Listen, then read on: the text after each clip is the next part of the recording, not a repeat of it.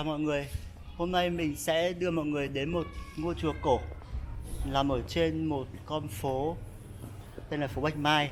Và ngôi chùa ấy tên là ngôi chùa Liên Phái, cũng nằm ở trong ngõ chùa Liên Phái luôn. Nào, chúng ta cùng đi nhá.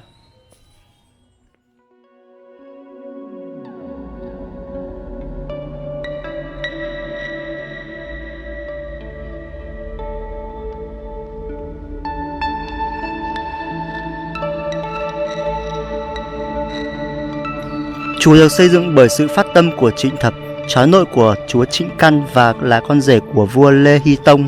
Sau khi phát hiện một ngó sen lúc đào đất ở gò cao sau phủ để xây bể cạn, cho rằng đây là dấu hiệu của Phật và tin rằng mình có duyên với đạo, Trịnh Thập quyết định chuyển phủ của mình thành chùa Liên Hoa, nay là Liên Phái, đồng thời theo đạo Phật, trở thành Như Trùng Lân Giác trụ trì chính trong ngôi chùa này. Chùa Liên Phái là số ít các chùa tại Hà Nội còn giữ nguyên được dáng cổ. Chùa xây năm 1726, là tổ đình của Thiền phái Liên Tông dòng Hoa Sen, một trong những phái thiền của Phật giáo bản địa Việt Nam xuất hiện cuối thời Hậu Lê.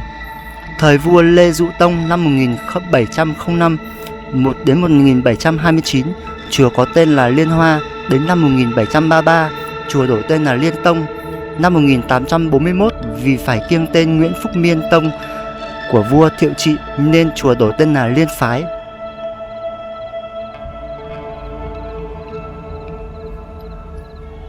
Qua các thời kỳ lịch sử, chùa đã được tu bổ nhiều lần. Đợt tu bổ lớn nhất là vào năm Ất Mão 1855, dành 1.000 quan tiền và 6 năm để sửa lại nhà tổ, nhà tăng, tả hữu vu và tô tượng Phật. Năm Kỷ Tỵ năm 1869, chùa làm thêm gác chuông, xây dựng tường bao. Cuối thế kỷ 19, xây ngôi tháp, lục giác, tạt xá lợi, tổ Diệu Quang cùng 5 nhà sư khác ngay trước cổng. Hai bên có hồ rộng, bây giờ thì không còn nữa. Tiếp đến là nhà bia với 34 tấm bia ghi lại những sự tích của chùa và các lần tu bổ, cũng như tên của những người đóng góp công đức. Quy mô hiện nay của chùa hầu như không thay đổi gì mấy kể từ các lần tu bổ này. Công trình kiến trúc tiêu biểu của chùa Liên Phái là tháp Diệu Quang nằm phía trước chùa. Tháp có hình lục lăng cao 10 tầng, quy mô tương đối lớn, được coi là kiến trúc quý hiếm và bậc nhất trong các ngôi chùa ở Hà Nội.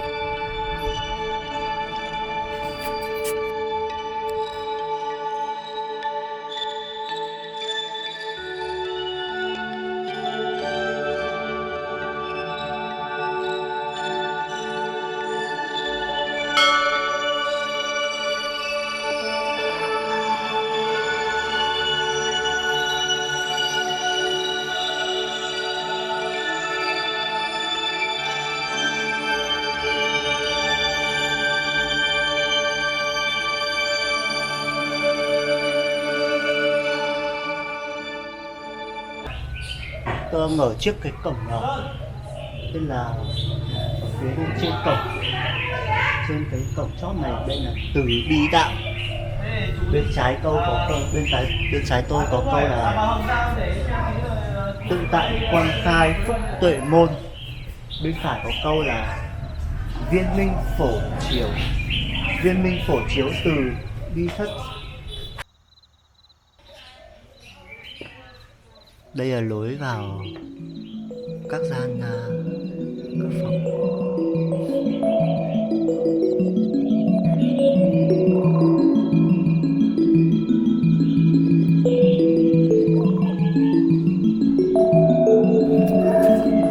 Từ nhà bia đi qua một khoảng sân rộng là khu chùa chính.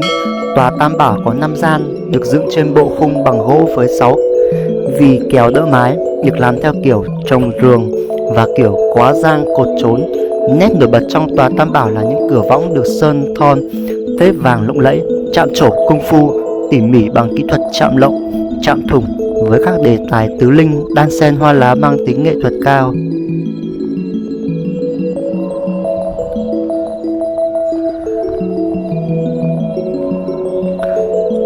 Sau chùa là khu vườn tháp được xây dựng trên một khối đất cao, trong đó có ngôi tháp Cửu Sinh xây bằng đá có niên đại hơn 250 tuổi.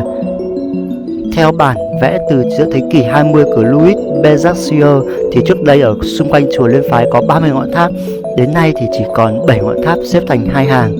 Đáng chú ý nhất là tòa cửu phẩm ở hàng trước, được coi như quý hiếm và bậc nhất trong các ngôi chùa cổ ở Hà Nội. Năm 1962, chùa được xếp hạng di tích kiến trúc nghệ thuật quốc gia.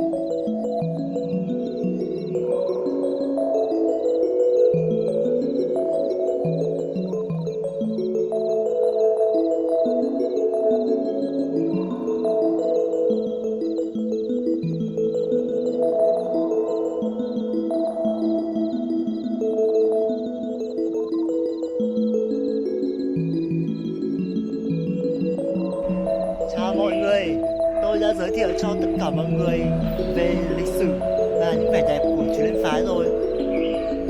Tôi có một cái ý là nếu như mà bạn nào mà muốn đến Chùa Liên Phái thì tôi sẽ chỉ đường cho, đó là lấy trung tâm là Hồ Gươm, như là bờ hồ ấy, như là chúng ta sẽ đi từ bờ hồ cho đến rẽ ra Bà Triệu, đâm thẳng hết Bà Triệu, xong rồi chúng ta sẽ băng qua Đại Cổ Việt thì đến ngã tư Bạch Mai, ngã tư Bạch Mai Đại Cổ Việt phố Huế, và chúng ta sẽ đi thẳng Bạch Mai khoảng tầm 500 mét thôi. Thì sau đó ấy, thì bên tay phải thì sẽ đến số nhà 182 Bạch Mai, thì các bạn đâm thẳng vào cái ngõ này, là cái ngõ cũng tên là ngõ Chùa Liên Phái luôn. Các bạn nhớ đi thắc mắc thì hãy comment ở dưới nhá. Video đến đây là hết rồi. Chúc tất cả mọi người một ngày vui vẻ nhá.